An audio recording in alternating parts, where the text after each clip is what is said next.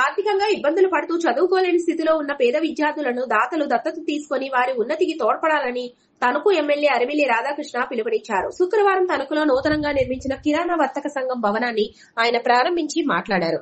ఉన్నత స్థానంలో సమాజంలో కొనసాగుతున్న వారు పేదలకు ఆర్థికంగా చేదోడు వాదోడుగా నిలబడాలని ఉద్దేశంతో ప్రభుత్వం P4 విధానాన్ని అమలు చేస్తుందని చెప్పారు. కిరాణా వర్తక సంఘం సభ్యులు ఐక్యంగా ఉంటూ నిధులు సమకూర్చుకొని ఒక భవనాన్ని నిర్మించుకోవడం అభినందనీయమని అన్నారు. ఇదే రీతిగా సభ్యులు పేద విద్యార్థులను దత్తత తీసుకోవాలని కోరారు. సంఘ భవనం ద్వారా వచ్చే ఆదాయాన్ని సభ్యుల ఆర్థిక అభివృద్ధికి ఖర్చు చేసే విధంగా ప్రణాళికలు చేసుకోవడం అభినందనీయమని అన్నారు. చిన్న స్థాయిల వ్యాపారాలు, వ్యాపారస్తుల ఆర్థిక అభివృద్ధికి సంఘం కృషి చేయాలని కోరారు. ముఖ్యంగా వ్యాపారులు సింగిల్ యూజ్డ్ ప్లాస్టిక్ ను నిషేధించి తణుకులో ప్లాస్టిక్ నిషేధానికి సంపూర్ణ సహకారం అందించాలని ఎమ్మెల్యే రాధాకృష్ణ కోరారు.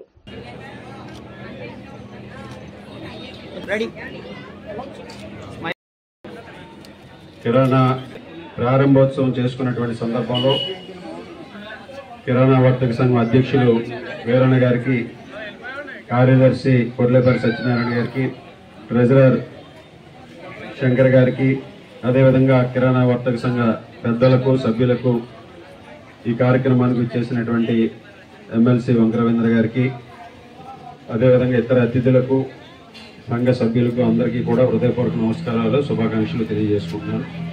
ముఖ్యంగా చాలా సంతోషం, ఒక చక్కటి బిల్డింగ్ని ఈ అసోసియేషన్ ఆధ్వర్యంలో నిర్మించుకుని సంఘానికి ఒక ఆదాయ వనరుని చేకూర్చుకుని భవిష్యత్తులో ఈ సంఘం ద్వారా, ఈ బిల్డింగ్ ద్వారా వచ్చేటటువంటి ఆదాయంతో ఈ సంఘంలో ఉన్నటువంటి సభ్యుల ఆర్థికాభివృద్ధికి ముందుకు వెళ్లే విధంగా ఒక ప్రణాళికాబద్ధంగా ఈ భవనాన్ని నిర్మించుకోవడం చాలా సంతోషమని సందర్భంగా తెలియజేస్తున్నాం.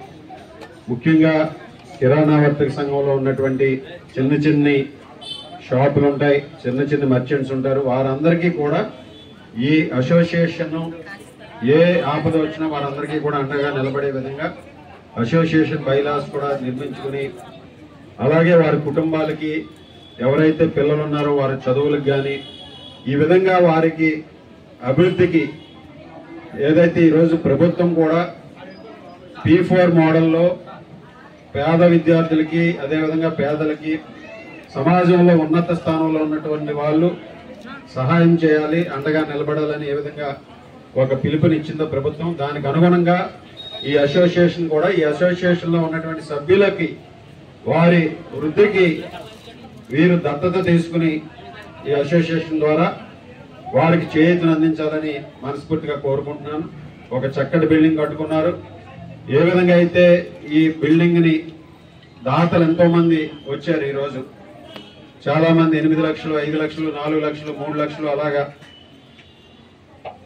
ఎంతో దాతృత్వం చూపి ఈ భవన నిర్మాణానికి సహకరించుకున్నారు. ఇదే దాతృత్వాన్ని మన సమాజానికి కూడా కొంత చూపాలని మిమ్మల్ని అందరినీ కూడా ఈ సందర్భంగా కోరుతున్నాను. మీ పరిధిలో ఒకళ్ళ పిల్లల్ని దత్తత తీసుకోవడం, ఒక ఇద్దరిని చదివించడం, సంవత్సరానికి 10,000, 15,000 అంతకన్నా ఎక్కువ అవసరం లేదు. ఆ విధంగా మీరు కూడా సహకరించి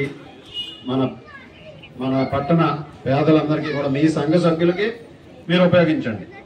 ఆ విధంగా చేసి మీరందరూ కూడా వృద్ధి సాధించాలని మనస్ఫూర్తిగా కోరుకుంటూ, అదేవిధంగా ముఖ్యంగా కిరాణా మర్చెంట్స్ లో ఎక్కువగా చిన్న షాపులు ఉంటాయి.